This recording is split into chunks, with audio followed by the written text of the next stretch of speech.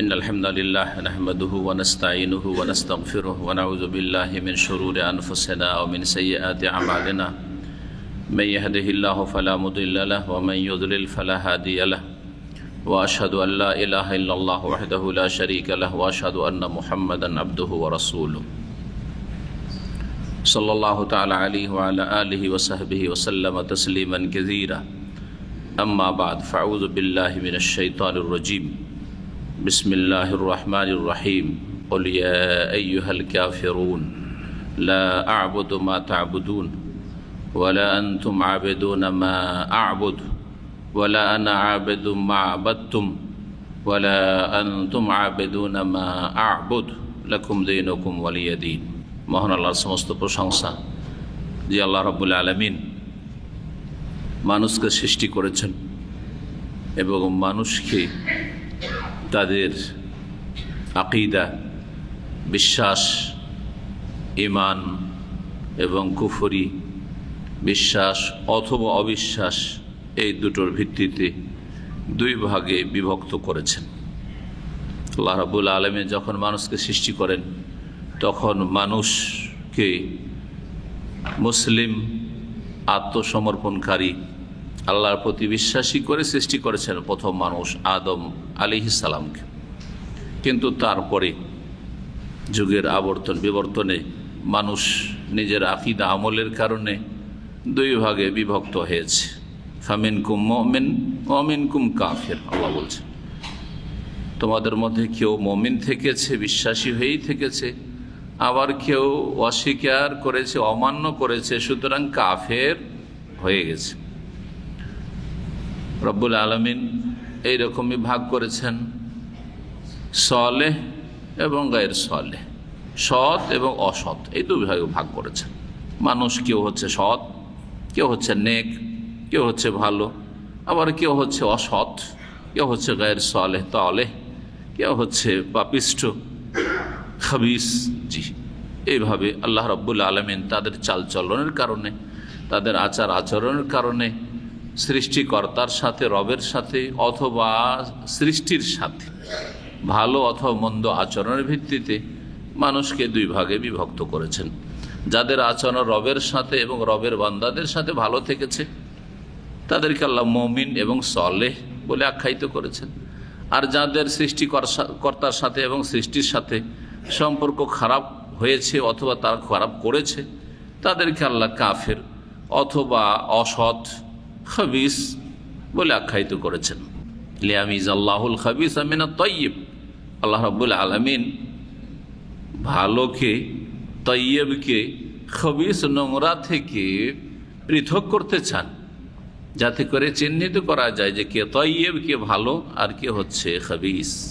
আল্লাহ যেন আমাদেরকে সমস্ত রকমের খারাপি থেকে মুক্ত হয়ে তাইয়্যিব, ভালো, পাক পবিত্র জীবন গড়ার তৌফিক দান করেন। সালাত এবং সালাম নাজিল হবে নবী মুহাম্মদ রাসূলুল্লাহ সাল্লাল্লাহু আলাইহি সাল্লামের উপর, যিনি সবচাইতে বেশি তাইয়্যিব ছিলেন।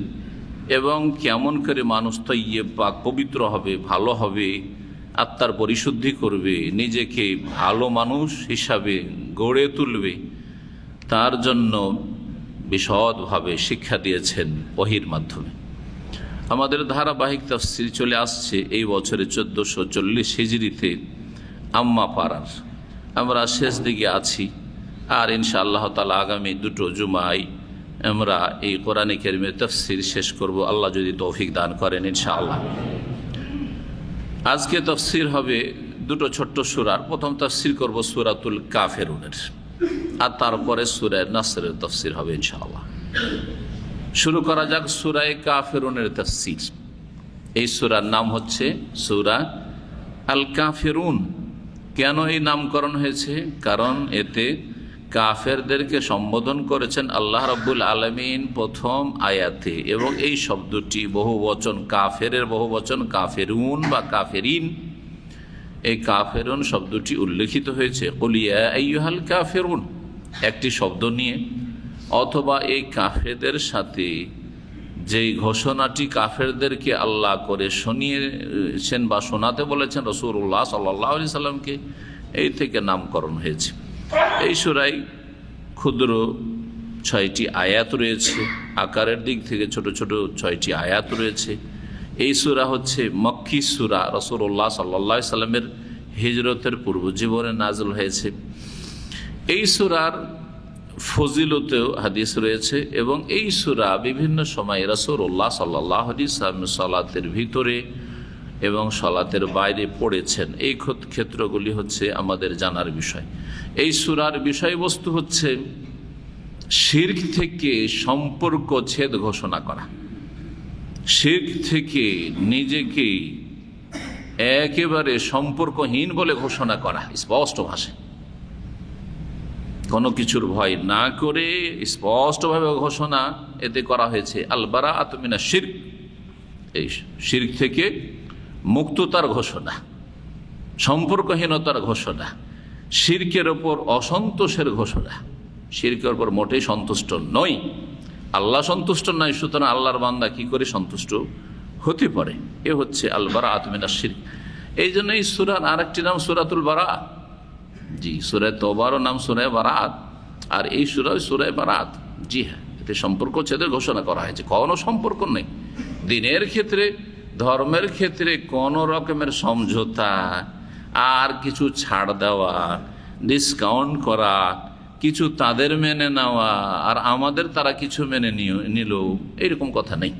দুনিয়ার ক্ষেত্রে যত ছাড় দেন, আপনার দুনিয়া আপনি ছাড় দেন, গা অসুবিধা নেই।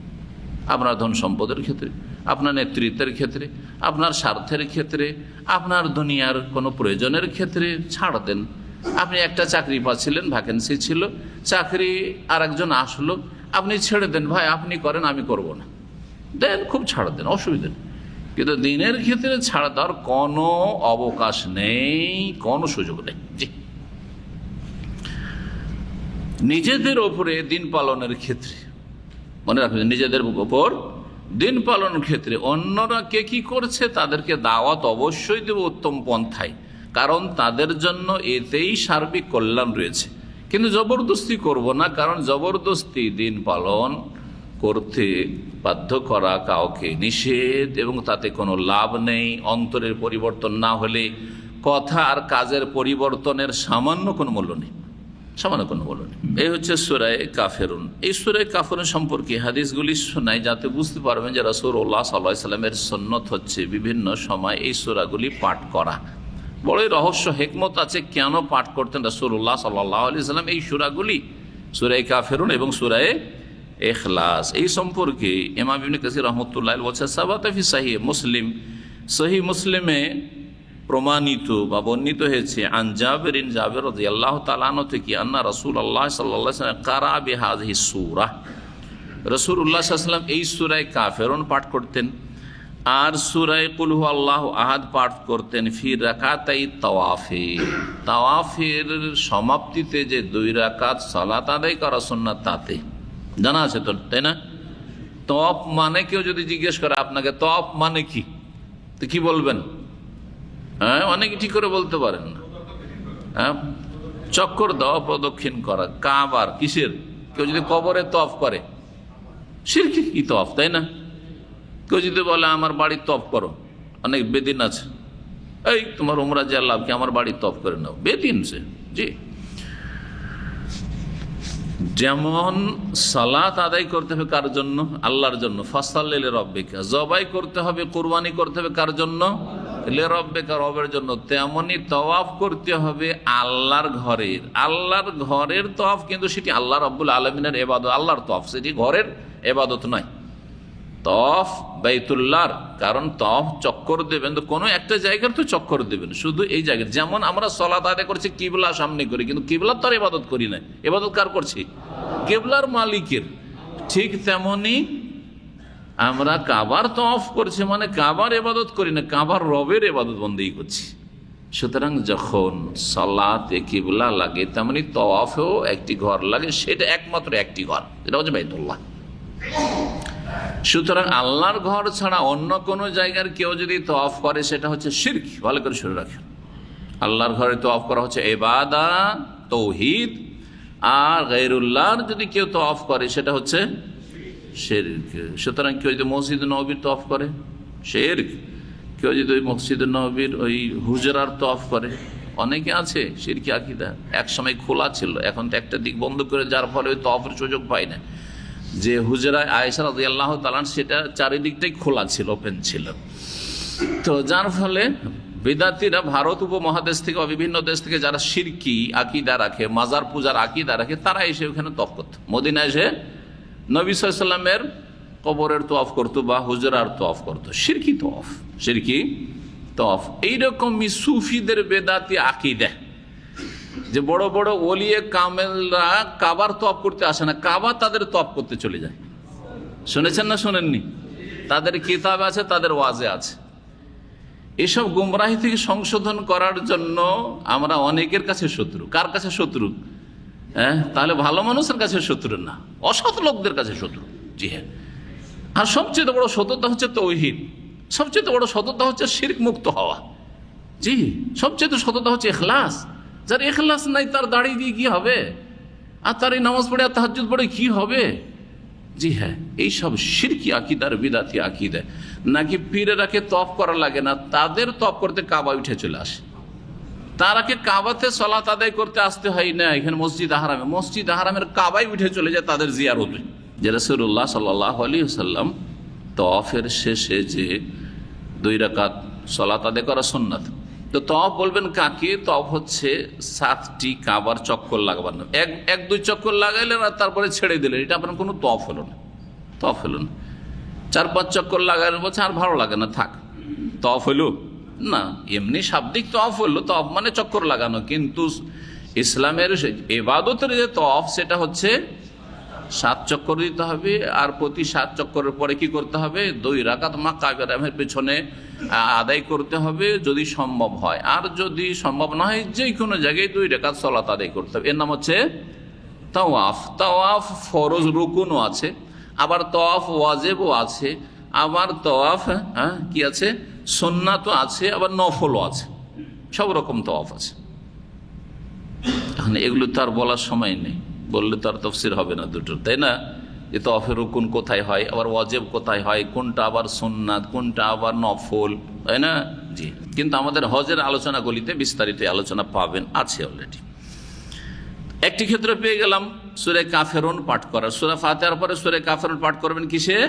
তাওয়াফের পরে যে 2 রাকাত সালাত, প্রথম রাকাতে, দ্বিতীয় রাকাতে সূরা ফাতিহার পরে সূরা ইখলাস। দুটো হচ্ছে ইখলাসের সূরা, দুটো হচ্ছে ইখলাসের সূরা। সেই জন্য দুটো, প্রথমটিতে সূরা কাফিরুনে শিরক থেকে সম্পর্ক ছিন্ন করার ঘোষণা, আর সূরা ইখলাস কুল হুয়াল্লাহু আহাদে আল্লাহর সাথে একমাত্র সম্পর্ক, আল্লাহু আহাদ আল্লাহুস সামাদ, এর ঘোষণা। জি, এই রহস্যের কারণে এই 2 রাকাতে এই 2টি সূরা পাঠ করা হয়। মক্কার মুশরিকরা কাবার তওয়াফ করত আর দেবদেবীর পূজা করত, 360টি মূর্তি রেখে কাবার চারিদিকে। হ্যাঁ, আমরা এই তওয়াফ করে এই 2টি সূরা পড়ার মাধ্যমে 2 রাকাতে প্রমাণ করে দিলাম যে আমরা শিরক আর মুশরিকদের ধর্মের এবং তাদের ভ্রান্ত আকীদার কুফরির বিরোধী, আল্লাহর জন্য ইখলাস প্রতিষ্ঠা করি, তাওহীদ প্রতিষ্ঠা করি। শুধু পাঠ করার না, এর পাঠ করার মাধ্যমে আমাদের জীবনের পরিবর্তন এবং আমাদের কথার পরিবর্তন, আমাদের আকীদা আর ঘোষণা ইত্যাদি, আর শিরক থেকে সম্পর্ক ছিন্ন করার ঘোষণা। আরেকটি ক্ষেত্র রয়েছে ফি সহিহ মুসলিম, সহিহ মুসলিমে সেটাও রয়েছে। আবু হুরায়রা রাদিয়াল্লাহু তাআলা আনহু বর্ণিত আন্না রাসূল ক্বারা বিহা ফি রাকাতাইল ফজর। রাসূলুল্লাহ সাল্লাল্লাহু আলাইহি ওয়াসাল্লাম সূরা কাফিরুন আর সূরা ইখলাস পাঠ করতেন ফজরের 2 রাকাত সুন্নতে। আর একটি রিওয়ায়াত রয়েছে মুসনাদে আহমদে এবং তিরমিজিতে রয়েছে মর্মে, তাতে রয়েছে যে রাসূলুল্লাহ সাল্লাল্লাহু আলাইহি ওয়াসাল্লাম ফজরের আগের 2 রাকাতে পাঠ করতেন সূরা ফাতিহার পরে সূরা কাফির এবং সূরা ইখলাস, আর ওয়ার রাকাতাইনে বাদাল মাগরিবে, মাগরিবের পরে 2 রাকাতে পাঠ করতেন 20 বারের বেশি আমি রাসূলুল্লাহ সাল্লাল্লাহু আলাইহি ওয়াসাল্লামকে দেখেছি পাঠ করতে। এই মর্মে আব্দুল্লাহ বিন উমর রাদিয়াল্লাহু তাআলা আনহু বর্ণনা করেছেন কুল ইয়াল কাফিরুন কুল হুয়াল্লাহু আহাদ। তাহলে তাওয়াফের 2 রাকাতে, ফজরের আগের 2 রাকাত সুন্নাতে, আর মাগরিবে 2 রাকাত। এতেও রহস্য রয়েছে। ফজরে ঘুম থেকে উঠলাম, আবার ঘোষণা করে দিলাম শিরকের সাথে কোনো সম্পর্ক নেই, আমি তাওহীদবাদী মুসলিম, আল্লাহু আহাদ। ঘুম ভাঙতেই ঘোষণা করে দিলেন তাওহীদের ঘোষণা, শিরক থেকে সম্পর্কহীনতার ঘোষণা। আবার যখন সন্ধ্যা লেগে আসছে, আবার দিন শেষ হলো, একটা পরিবর্তন আসলো, রাতের অন্ধকার আসছে, কোন জিন শয়তান মানুষ শয়তান যেন আশা না করে যে আমি তাওহীদের পর আবার শিরকে যাব। শিরকের সম্পর্ক ছিন্নতার ঘোষণা আর তাওহীদের সাথে সম্পৃক্ততার ঘোষণা। সকালে একবার ঘোষণা, সন্ধ্যাবেলা একবার ঘোষণা। এই সূরা কাফিরুন সম্পর্কে আরেকটি হাদিস রয়েছে, যে হাদিসটি হচ্ছে সহিহ।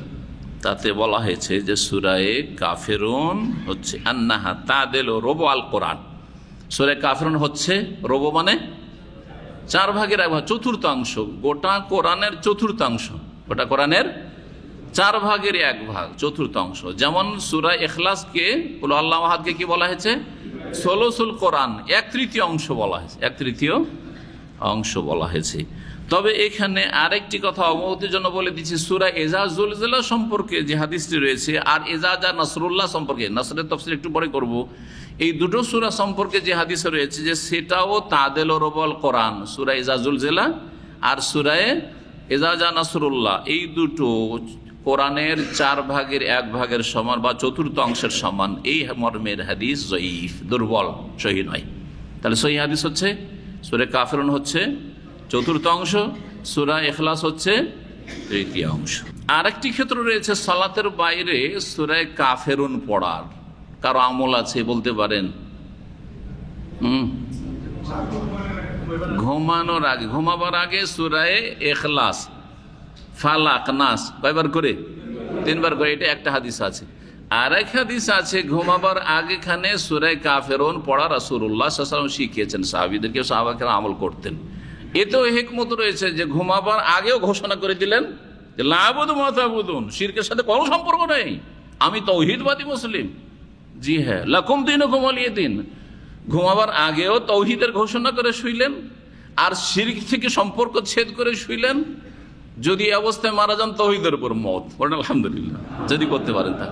ঘুম থেকে উঠলেন, আবার নবায়ন করছেন, রিনুয়াল করছেন তাওহীদের ঘোষণা, শিরক থেকে সম্পর্ক ছিন্নতা।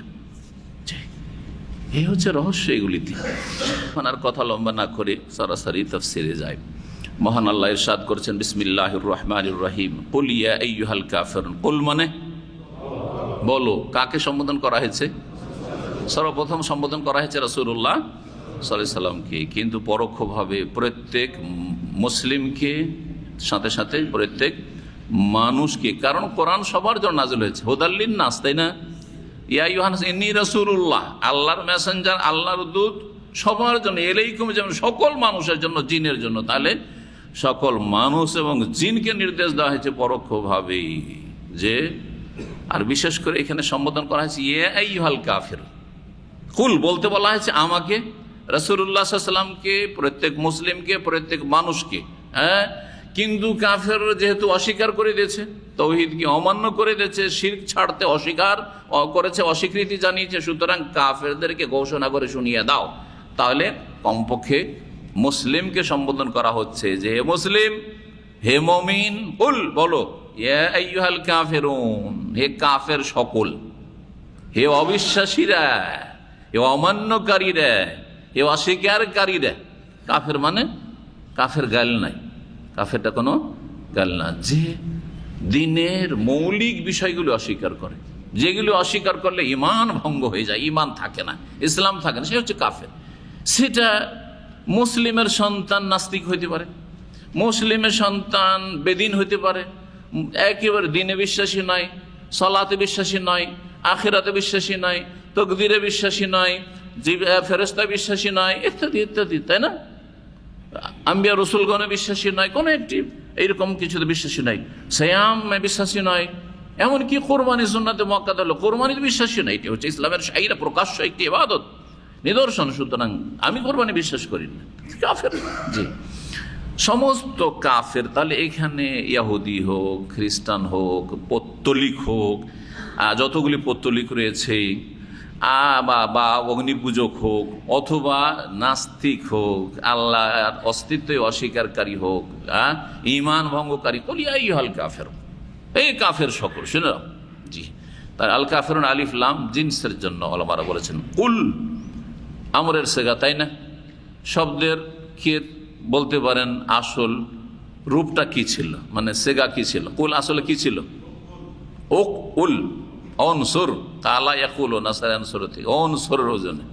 হ্যাঁ, তারপরে হামজা গেল, ওয়াও গেল, আর হ্যাঁ তারপরে কি হয়ে গেল? কুল হয়ে গেল। হামজা আর ওয়াও যখন চলে গেল তখন কি হয়ে গেল? অকুল। আর কাফে জাম্মা, ওয়ায়ের জাম্মাটা কাফে চলে আসলো, দিয়ে তখন কি হয়ে গেল? কুল হয়ে গেল। জি, একে তালিল বলা হয়, সন্ধি বিচ্ছেদ। ইয়া আইয়ুহা, ইয়া হারফে নেদা, ইয়া হারফে নেদা। কিন্তু যখন আল আসে মোনাদার ওপর, যাকে ডাকছেন বা যাদেরকে সম্বোধন করছেন, ডাকছেন, তার উপর যদি আল শব্দটি আসে তো সরাসরি ইয়া প্রবেশ করতে পারে, তার উপর ঢুকতে পারে না। সেজন্য তখন তাকে কি নিতে হয়? হেল্প নিতে হয়, সাপোর্ট নিতে হয়। আইয়ুহার যদি মোজাক্কার হয়, সম্বোধন যাকে করছেন সম্বোধিত, তাহলে আইয়ুহা। আর যদি মুয়ান্নাস স্ত্রীলিঙ্গ হয় তো আইয়াতুহা। এর জন্য ইয়া আইয়াতুহা নাফসুল মুতমাইনা, নাফস যেহেতু মুয়ান্নাস স্ত্রীলিঙ্গ, সেখানে আইয়াতুহার ইয়া হেল্প নিজ, এটা হচ্ছে সহযোগী শব্দ। তাহলে আইয়ুহা হারফে নেদা নয়, ইয়া হচ্ছে হারফে নেদা। বোঝা গেছে? যদি কোথাও বলেন আইয়ুহান নাস, ইয়া ওখানে উজ্জ আছে, ইয়া আইয়ুহান নাস ছিল, ইয়া আইয়ুহান নাস, ইয়া আইয়ুহাল্লাযীনা আমানু, তাহলে আল আসুক অথবা আল্লাযীনা আসুক বা আল্লাযী আসুক, ইসম মৌসুল আসুক। সেখানে ইয়া হারফে নেদা যদি আসে, সরাসরি আল বা আল্লাযী, আল্লাযীনার উপরে ঢুকতে পারবে না। সেজন্য কার হেল্প নেবে? আইয়ুহা বা আইয়াতুহার সহযোগিতা নেবে। এই হয়েছে এখানে ইয়া আইয়ুহাল কাফিরুন। কাফের মানে বললাম যে অস্বীকার করে, অমান্য করে, অবিশ্বাস করে, তাকে কি বলে? কাফের, অবিশ্বাসী। অবিশ্বাস করে অথবা অস্বীকার করে, অহংকার করে অস্বীকার করে, অবিশ্বাসী নয় কিন্তু কি করে? অস্বীকার করে।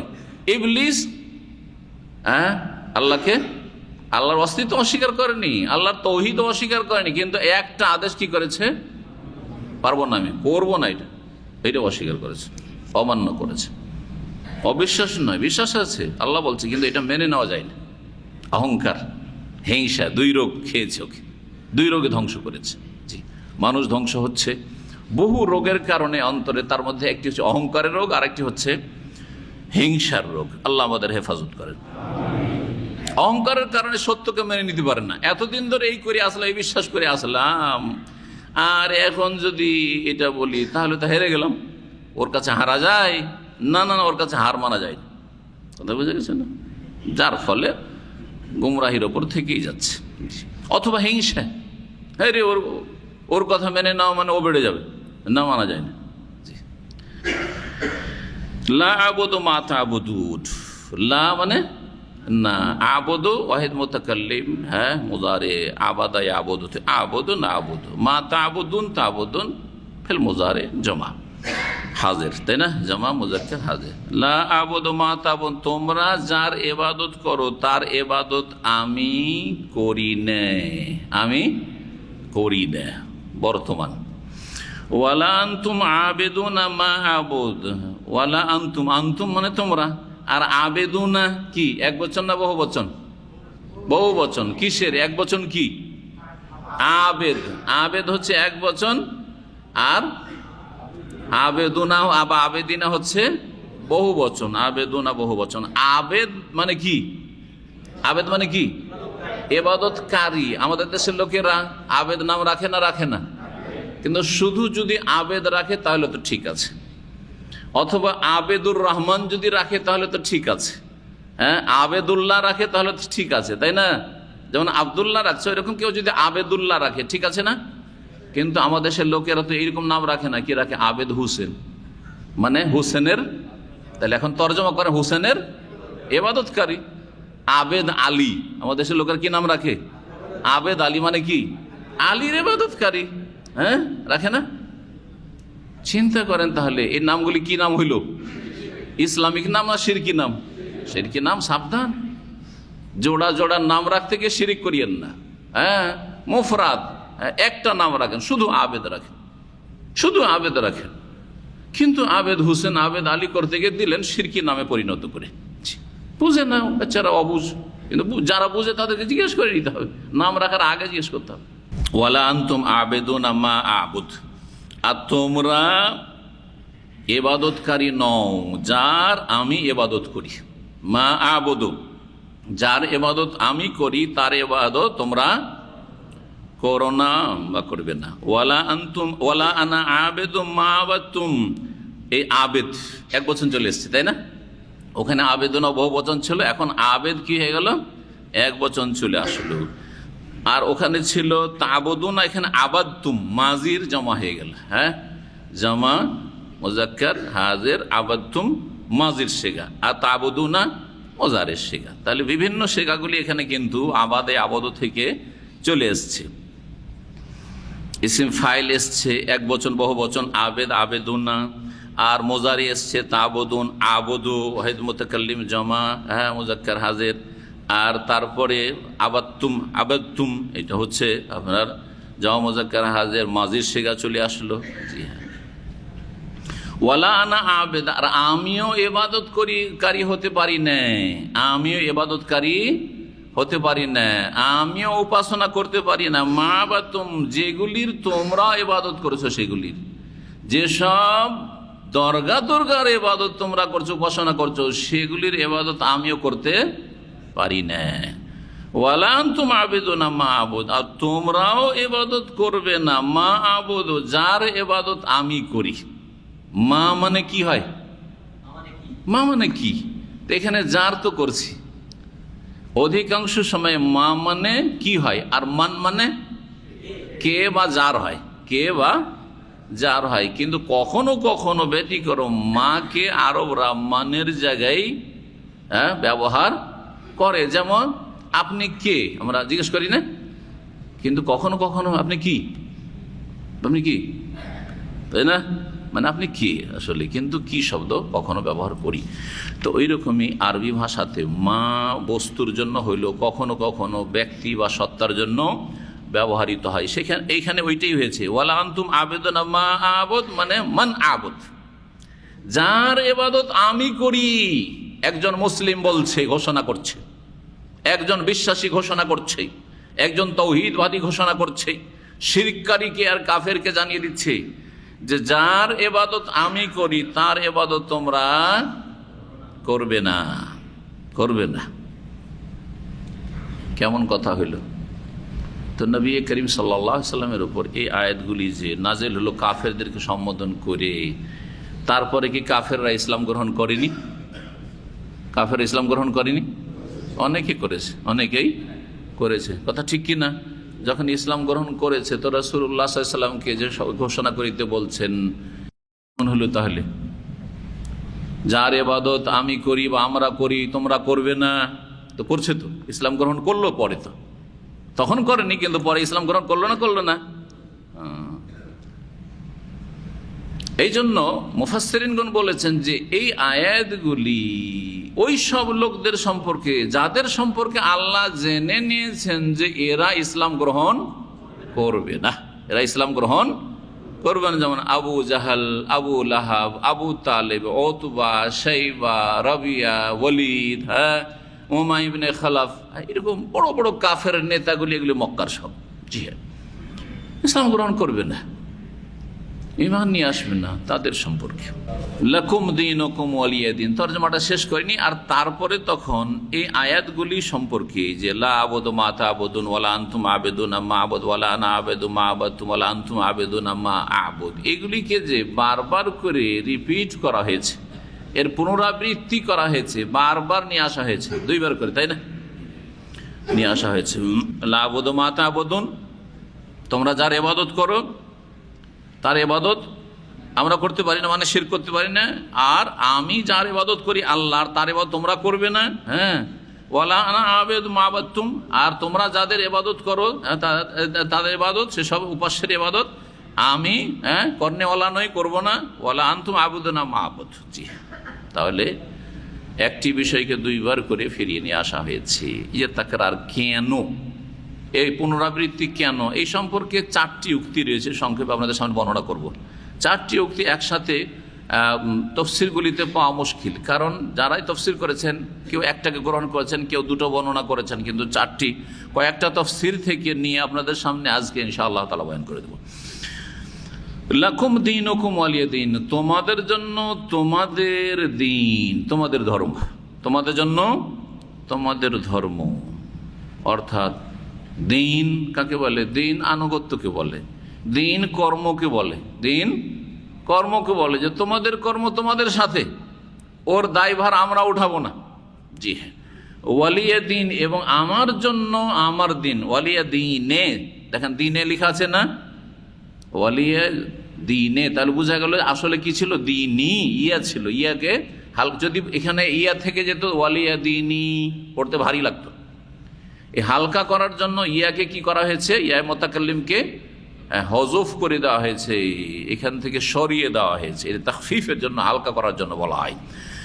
জি, তো ওয়ালিয়া দিনী তাহলে আসলে ছিল, অর্থাৎ আমার জন্য আমার দিন, আমার কর্মফল আমি পাবো। আমি যদি ভালো করি, আমার তৌহিদ থাকে, এর কর্মফল আমি পাবো। আমার মধ্যে যে শিরক থাকে, বিদআত থাকে, তো এর শাস্তি আমি পাবো। আমার খারাপ আচরণ যদি থাকে তো আমি পাবো। আমার বোঝা তোমাকে উঠাইতে হবে না, তোমাদেরকে উঠাইতে হবে না, তোমাদের বোঝা আমি উঠাবো না। লাকুম দীনুকুম ওয়ালিয়া দিন। প্রথম আগের যে আয়াতগুলি বারবার করে নিয়ে আসা হয়েছে, এই আয়াতগুলি কেন নিয়ে আসা হয়েছে, এই বিষয়টিকে আলোচনা করি। এই সম্পর্কে 4টি উক্তি তাফসীরকারদের পাওয়া যায়। প্রথম উক্তি হচ্ছে যে আল্লাহ পুনরাবৃত্তি করেছেন তাকিদের জন্য। একটা কথা তাকিদ করার জন্য, শক্ত করার জন্য, অকাট্য করে বর্ণনা করার জন্য আমরা কি করি? বারবার করে কথাটি দোহরাই, কিন্তু করি না আমরা? হ্যাঁ, গুরুত্বপূর্ণ একটা বিষয় যদি থাকে, অনেকগুলি কথা ছেলেকে বলে কোথাও পাঠাইলেন, বাজারে পাঠাইলেন, যেটা বেশি গুরুত্বপূর্ণ সেটা বারবার করে বলছেন না? জি হ্যাঁ। তো কোরআনে কারিমে এর নজির আছে সূরা রহমানে, ফাবিআইয়ি আলাই রাব্বিকুমা তুকাযিবান, ফাবিআইয়ি আলাই রাব্বিকুমা তুকাযিবান, প্রত্যেকটা একটা বিষয় উল্লেখ করে আবার আছে না। তারপরে সূরা মুরসালাতে ওয়াইলুন ইয়াওমাইযিল লিল মুকাজ্জিবিন, আবার কিছু বর্ণনা করে ওয়াইলুন ইয়াওমাইযিল লিল মুকাজ্জিবিন। হ্যাঁ, মিথ্যাবাদীদের জন্য সেই দিন দুর্ভোগ রয়েছে, ওয়াইল নামক জাহান্নাম রয়েছে। তাহলে তাকরার, পুনরাবৃত্তি কোরআনে কারিমে আছে।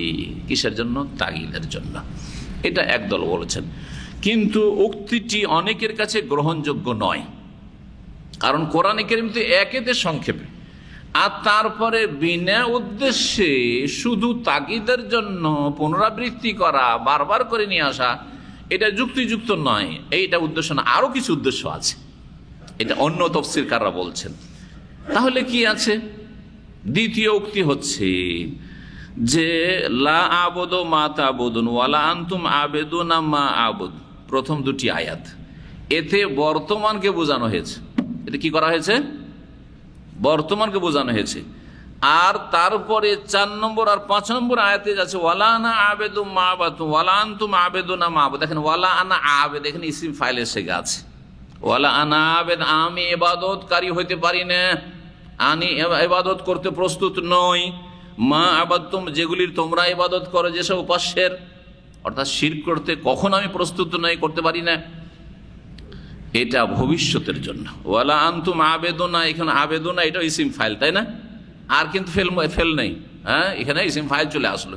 ইসিম ফাইল কখনো কখনো বর্তমানের জন্য হয়, কিন্তু অধিকাংশ সময় দেখা যায় সেটা ভবিষ্যতের জন্য।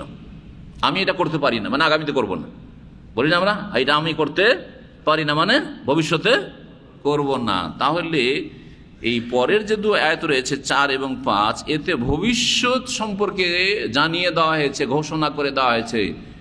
তাহলে এই 4টি আয়াতের সার কথা হচ্ছে যে দেখো কাফেরেরা, তোমাদেরকে শুনিয়ে দিচ্ছি স্পষ্ট ভাষায়, সেটা হচ্ছে যে এখন যে আজ যে অবস্থায় আছি, এখন লা আবুদু মা তা'বুদুন, তোমরা যেসব উপাস্যের, বাতিল উপাস্যের উপাসনা করো, পূজা করো, সেগুলির উপাসনা কখনো আমি করতে পারি না, এখনো করতে পারি না। ওয়ালা আনতুম আবিদুনা মা আবুদ, আর যার ইবাদত, যে আল্লাহর ইবাদত আমি এখন করে যাচ্ছি, তার ইবাদত তোমরা বর্তমানেও করবে না, করছো না, বর্তমানে করছো না। হাল তাহলে বর্তমান বোঝানো হয়েছে। আর ভবিষ্যতে ওয়ালা আনা আবেদু মা আবুদ, তোমার এটা আশা করিও না, এখন তো করছি না, কিন্তু পরিস্থিতির চাপে কখনো আমাকে বদলে দিতে পারবো, আমি বদলে যেতে পারি, না না না না, কখনো এটাও আশা করিও না। আগামী দিনেও, জীবনেও কখনো আমি তোমাদের বাতিল উপাস্যের ইবাদত করব না, উপাসনা করব না। আর তোমরাও এমন যে ওয়ালা আনতুম আবেদুনা মা'বুদ, যে আল্লাহর আমি ইবাদত করি সেই আল্লাহর ইবাদত তোমরা আগামীতে করতে প্রস্তুত নয়। তখন প্রশ্ন উঠবে, তাহলে কেমন করে জানলেন যে প্রস্তুত নয়? অনেকে তো ইসলাম গ্রহণ করেছিল। তখন এর উত্তরে কি বলবেন? যে তাহলে বিশেষ কাফেরদের সম্পর্কে বলা হয়েছে যাদের সীমালঙ্ঘনের কারণে, পাপাচারের কারণে, বাড়াবাড়ির কারণে আল্লাহ অন্তরে মোহর লাগিয়ে দিয়েছে। খাতামাল্লাহু আলা কুলুবিহিম ওয়া আলা সামইহিম ওয়া আলা আবসারিহিম ওয়ালা গিশাওয়া ওয়া লাহুম আযাবুন আযীম। জি হ্যাঁ, এদের সম্পর্কে আল্লাহ বলেছেন যে ওমা হুম বিমুমিনিন ইন্নাল্লাযীনা কাফারু সাওয়াউন আলাইহিম আনজারতাহুম আম লাম তুনজিরহুম লা ইউমিনুন। নিশ্চয়ই যারা কাফের হয়ে গেছে, দেখেন আয়াতের তর্জমা করছি, নিশ্চয় যারা কুফরি করেছে, ইন্নাল কাফারু সাওয়াউন আলাইহিম, তাদের জন্য উভয়টাই সমান। আনজারতাহুম আম লাম তুনজিরহুম, হে নবী ওদেরকে সতর্ক সাবধান করো, ভয় দেখাও, ইসলামের দাওয়াত দাও, আর নাই দাও ওদেরকে ভয় জাহান্নামের নাই দেখাও, বলো আর না বলো ভালো কথা। লা ইউমিনুন, তোরা বিশ্বাস করবে না, ঈমান আনবে না। কেমন কথা ঈমান আনবে না?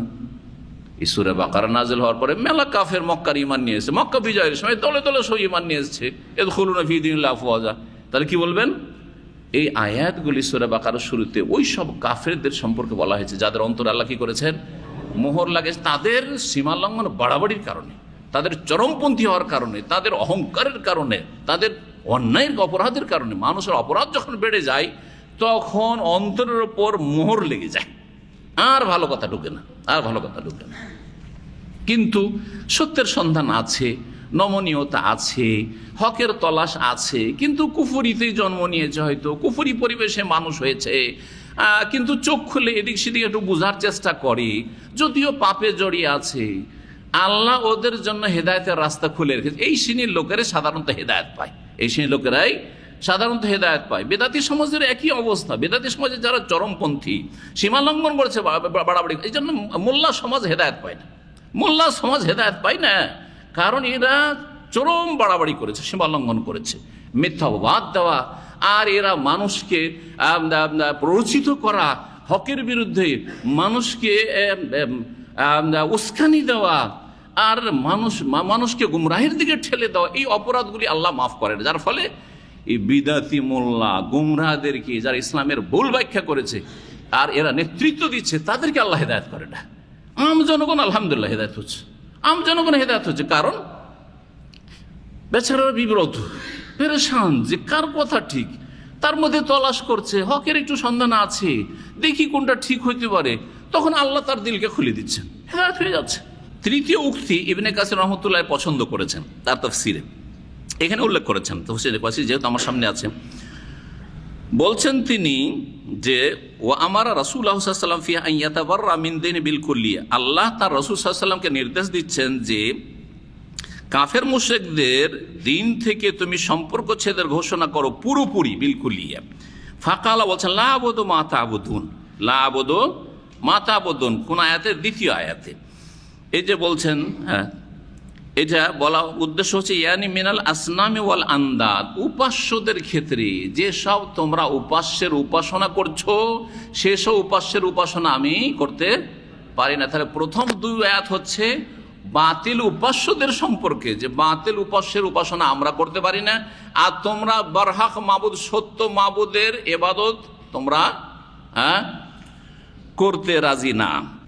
আর তারপরে যে রিপিট করা হয়েছে 4 আর 5 নম্বর আয়াতে, ওর অর্থ বলতে গিয়ে তিনি বলছেন সুম্মা ক্বালা ওয়ালা আনা আবিদু মা আবাদতু ওয়ালা আনতুম আবিদুনা মা আবুদ, আই লা আবুদু ইবাদাতাকুম আই লা আসলুকাহা ওয়ালা আক্তাদি বিহা ইন্নামা আবুদুল্লাহ আলাল ওয়াজহিল্লাযী ইউহিব্বুহু ওয়া ইয়ারদাহু।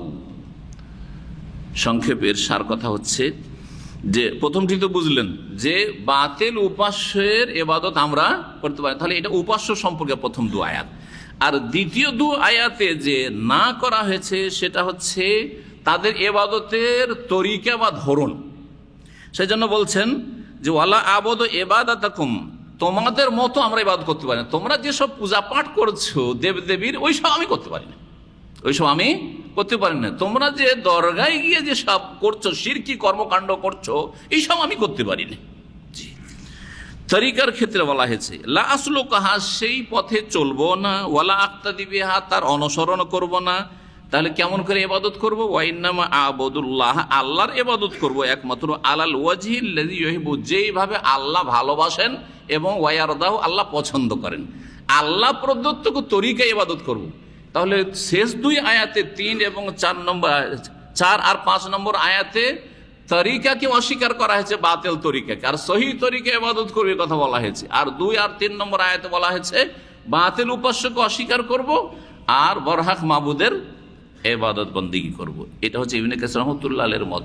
চতুর্থ মত হচ্ছে ইমাম শাইখুল ইসলাম ইবনে তাইমিয়া রাহিমাহুল্লাহর, তিনি মজমু ফাতাওয়ায় খুব সুন্দর কথা বলেছেন এবং এই চতুর্থ উক্তিটিকে ইবনে উসাইম রাহমাতুল্লাহ আলাইহি বেশি প্রাধান্য দিয়েছেন।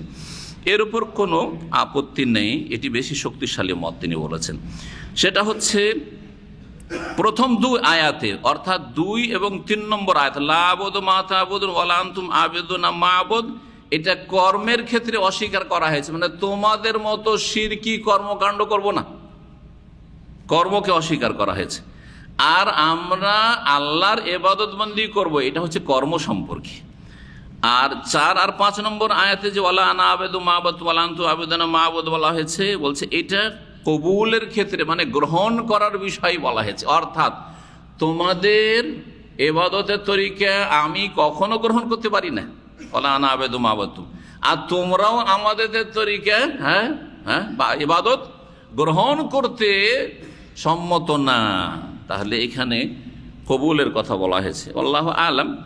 এই তাফসিরগুলি ছিল তাফসির কিতাবাতে যা আপনাদের সামনে পেশ করলাম। লাকুম দীনুকুম ওয়ালিয়া দীন, এই শেষ আয়াতটি যে 6 নম্বর আয়াত, এই সম্পর্কে আর 2-1টি কথা বলবো। তা হচ্ছে এই আয়াতটি কি আজকাল কিছু জ্ঞান পাপীর আছে, যারা বেদিন, যারা ধর্মনিরপেক্ষতায় বিশ্বাসী, ধর্মনিরপেক্ষতার গুমরাহিতে বিশ্বাসী, জি এটি একটি কুফরি, যে ধর্ম কি ধর্ম যার যার, নাকি তাদের কথাটা আছে, উৎসব সবার আর ধর্ম যার যার, মানে যা ইচ্ছে তাই কর, যার যা ইচ্ছে তাই করতে থাকো স্বাধীনভাবে। এমন কি তুমি নিজেও আজকে একরকম করো, কালকে আর একরকম, অসুবিধা নেই। সকালবেলা আল্লাহর ইবাদত করে নিলে আর তারপরে মন্দিরে চলে গেলে, তারপরে চার্চে গির্জায় চলে গেলে অসুবিধা নেই। সকালে মুসলিম, সন্ধ্যাবেলা হিন্দু, আর তারপরে রাত্রিবেলা বা পরের দিন হচ্ছে খ্রিস্টান, আর তারপরের দিন নাস্তিক, অসুবিধা নেই। এরা হচ্ছে জ্ঞান পাপী। আর তাদের দলিল সংশয় এই আয়াতগুলো, লাকুম দীনুকুম ওয়ালিয়া দীন, তোমার ধর্ম তোমার কাছে, আমার ধর্ম আমার কাছে, আমি আমার মতো করে যা ইচ্ছা তাই করি। না না না না, মোটেই না। জবরদস্তি করা যাবে লা ইকরাহা ফিদ্দীন, সেটা ভিন্ন কথা, সেটা স্বীকৃত। এবং কেউ যদি প্রস্তুত না হয় হককে, সত্যকে গ্রহণ করতে, দিন ইসলাম গ্রহণ করতে, যেটা আল্লাহর মনোনীত দিন, রাদিতু লাকুমুল ইসলামা দীনা, তাহলে বাই ফোর্স মোটেই কিছু করা যাবে না। কিন্তু দাওয়াত অবশ্যই দিতে হবে, কারণ তাতেই মানব জাতির কল্যাণ রয়েছে। এই জন্য তো আল্লাহ দাওয়ার কাজকে সবচেয়ে ভালো কাজ বলেছেন, ওমান আহসানু কাওলান মিম্মান দাআ ইলাল্লাহ, আল্লাহর দিকে আহ্বান করার চাইতে ভালো কথা পৃথিবী আর হইতেই পারে না। আপনি লা ইলাহা ইল্লাল্লাহর দিকে ডাকছেন, মুহাম্মদুর রাসূলুল্লাহর দিকে ডাকছেন, যিনি স্রষ্টা তার অধিকার আগে প্রতিষ্ঠিত করো, এই দিকে ডাকছেন।